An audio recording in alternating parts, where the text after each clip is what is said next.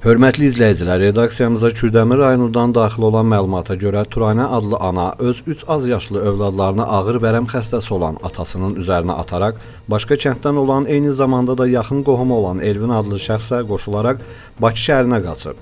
2 aydan artıqdır ki, yaşadıkları kənd əhalisinin himayəsində qalan 3 az yaşlı uşaqlar acınacaqlı həyat tərzi keçirdikdən onları Füzuli rayonunda çoban işləyən dayıları götürərək hazırda Füzulidə işlədiyi fermaya aparıb.